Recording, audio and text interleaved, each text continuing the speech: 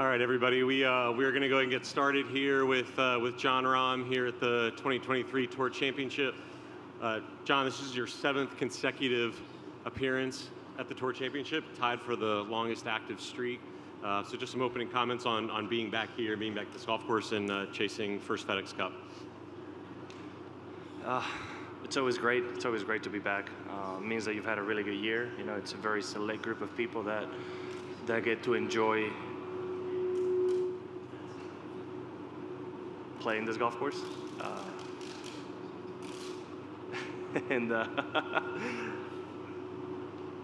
Sorry, what's that noise? This is the AC noise. Okay. No, like a beeping noise. You sure it's okay? Yeah. Okay. It's, you know, to me, it's one of the favorite tournaments that we play all year. It's a great quality golf course. It's always in great shape. Even the years we've had quite a bit of rain. So looking forward to it. Looking forward to hopefully winning my first FedEx Cup. I've been close in the past, and I've played good here. So looking forward to the week. And then just specifically this golf course, you've had a lot of experience here and a lot of rounds. I guess what makes this a course that's worthy of the playoff finale here? I like it because it's very difficult to assert a dominance, right? Like Rory's played good here, obviously, but you can't shy away, right? You can't be missing shots and somehow maneuver around this golf course. Like you eventually have to play good golf and put the ball in the fairway to give yourself a chance to attack those pins, right? And those greens, some of them have a lot of slope to it, they're tricky. So even though you can score out here, you need to be the better player. Right? You need to be the better player for the week and show it. That's why I think is very fitting for this tournament. Yeah, perfect. All right, folks, we'll go and open up to questions. If you have a question, just raise your hand and we will get a microphone over to you. Start right here with Dylan. The mic right here.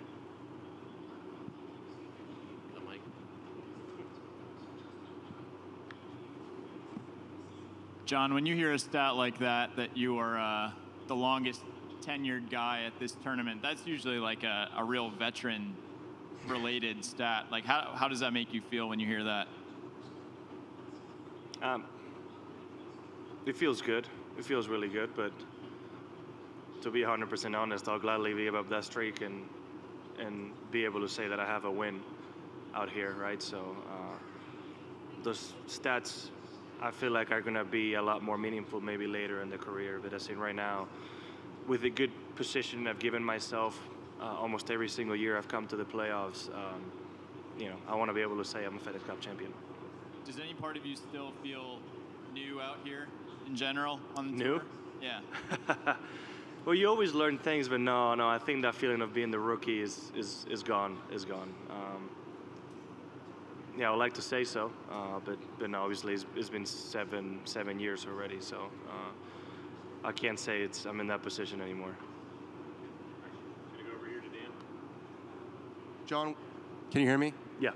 With so many big titles, you got the majors, the Players, the Ryder Cup. Where does winning a FedEx Cup rank for you? And do you get the sense that it might be of more importance to the players than maybe people understand? Well, I wouldn't want to give you a ranking while I'm here at the FedEx Cup finale of what's more important than others. But obviously, majors are the most important thing in golf, right? That's how it's been, and that's kind of how it is. But there's a difference to being the FedEx Cup champion, just because you enter the playoffs in certain position, you earn your spot to this week, and then to just be able to finish it off, right? It feels like it's more than just 1 week. It's a combination of a whole year and this last 3 weeks in a row, right? So it has a bit of a different special feel to it. With that said, you might be able to get a more elaborate answer from somebody who's actually won either one, right? Like a major and the FedEx Cup or Players or something like that to be able to assess. Because a lot of times I don't realize the magnitude of certain things in my mind until it's happened, right? I would have told you that the U.S. Open would have been my most meaningful win until the Masters happened. Even though it was my first major, that Masters win felt very, very different for some reason, right? I can't explain it why, but it was very, very special. above what the U.S. Open was. And then I saw you made some comments, I think it was a couple weeks ago or months ago, that you got a little bit tired after the Masters, that there was just a little too much that you took on. What did you learn about yourself this year? Well, it was first time for me being in contention for so many weeks in a row, and being in contention every time, it's a little bit more taxing, right? Like it's, especially Sundays, if you're on the lead or close to the lead mentally, right? You think you're always putting the same output, but the pressure is a little bit different, right? So just, leading up to the Masters and what that week was, I mean, with the delays and the weekend I had to play, it's a little bit tired. Went to Hilton Head and still performed good, and I never quite did have enough time to be able to, like I would say, fully recover from that. And it was like a slow process for that to happen. But that is, that's the beauty of golf, right? There's always a following week, and it's a good thing that happened. I learned a lot about myself, and hopefully for the next time, I'll be better prepared to handle it. John, we're just going to go right over here to Chris. Yes, sir. You just talked about the specifics of the course, but when you come back next year, it's going to be a totally different course. I just wondered what you know about that, and then how you think those changes might affect.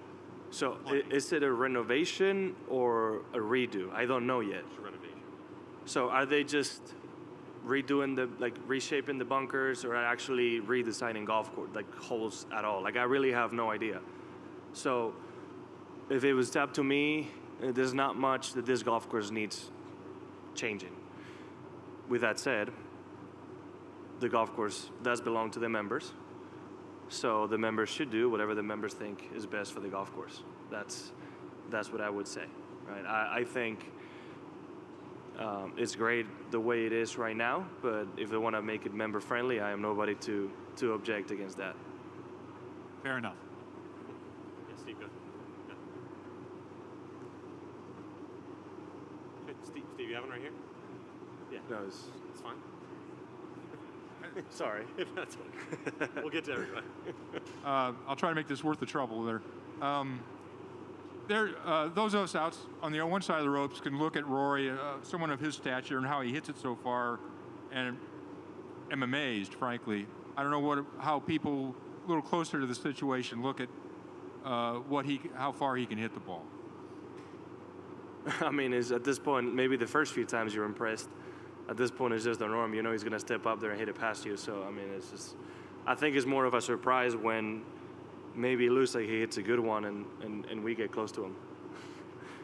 Right? But I mean, there's no ego involved in that, right? Like, I'm 100% confident he can hit it harder than me if he needs to. So I don't, like, at this point, it's not a surprise, no.